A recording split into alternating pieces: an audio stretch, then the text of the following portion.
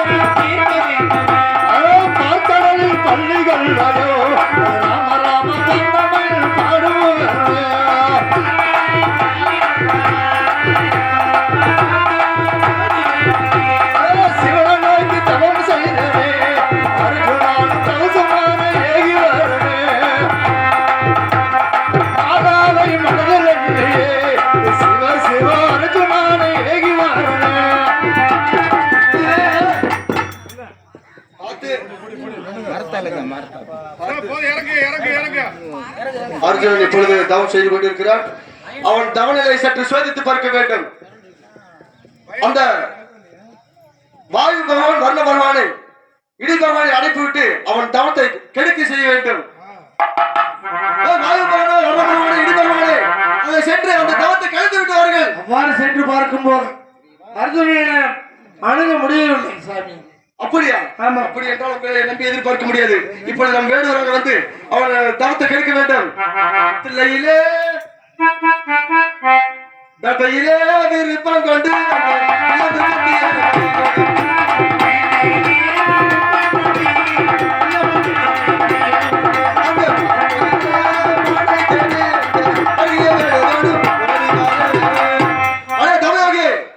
நாங்கள் பண்டிகை துரத்தி வந்தோம்.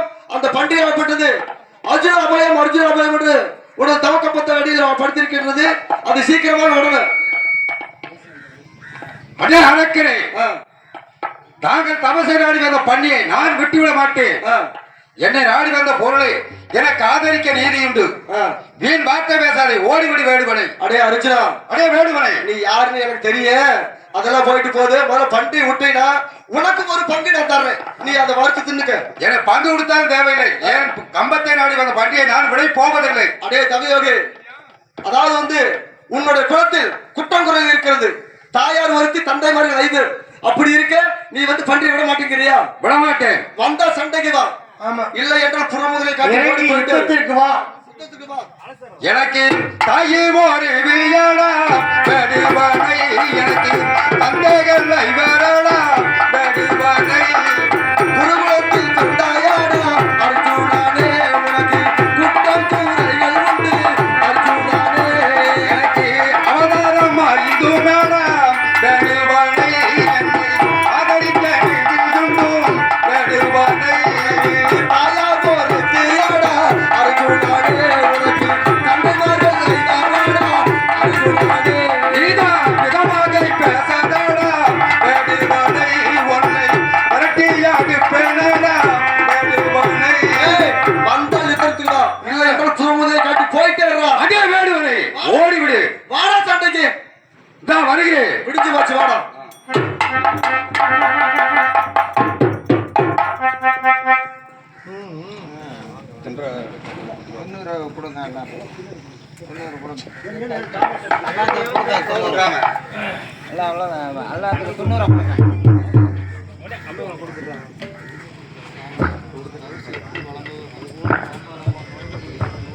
ஆமா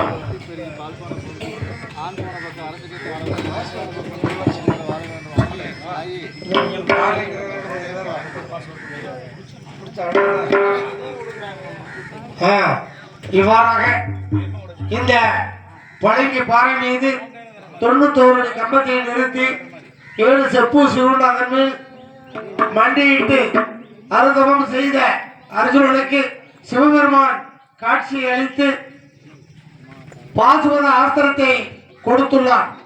அது மட்டுமல்லாது அந்த 18 நாள் யுத்தத்திலே இந்த பாசுபத ஆஸ்திரத்தை பயன்படுத்தி போர் முடிந்த பிறகு சிவபெருமானை நோக்கி எந்த இடத்தில் வைத்தாலும் அது அவரிடத்திலே வந்து சேரும் என்று சொல்லிய காரணத்தினால் இந்த பாசுபத ஆஸ்திரத்தை பெற்றுக்கொண்டு அர்ஜுனனானவர் பெற்று வரும் வழியிலே ஏழகிரி பெண்ணானவன் அவரை நோக்கி தவமாக இருந்த காரணத்தினால் ஏழகிரி பெண்ணையும் திருமணம் செய்து அரண்மனைக்கு நாட்டுக்கு திரும்புகின்றார். அன்பார்ந்த ஆன்மீக பெரியவர்களே, ஆண்டவர்களே, சான்றோர்களே, மாணவ மணிகளே, இளைஞர்களே, கலைஞர்களே, உங்கள் அத்தனை பேர்களுக்கும் எங்கள் அன்பிற்கும் பாசத்திற்கும் உரிய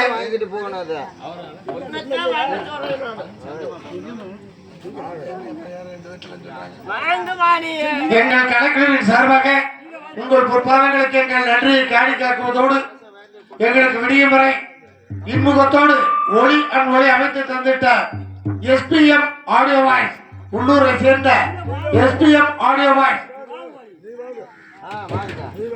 உரிமையாளர்களுக்கும் அதில் பணியாற்றிய ஆர்டிஸ்டர் அன்பு நெஞ்சங்களுக்கும் எங்கள் கலைஞரின் சார்பாகவும் விழா கமிட்டியின் சார்பாகவும் நெஞ்சார்ந்த உளவார்ந்த நன்றியை காணிக்கையாக்கி உங்களிடமிருந்து விடைபெறுகின்றோம். நல்ல வாய்ப்பிற்கு நன்றி. மீண்டும் நல்ல வாய்ப்பை வழங்க வேண்டுமாறு கூறிக்கொண்டு உங்களிடம் விடைபெறுகின்ற நன்றி, வணக்கம். மீண்டும் சந்திப்போம்.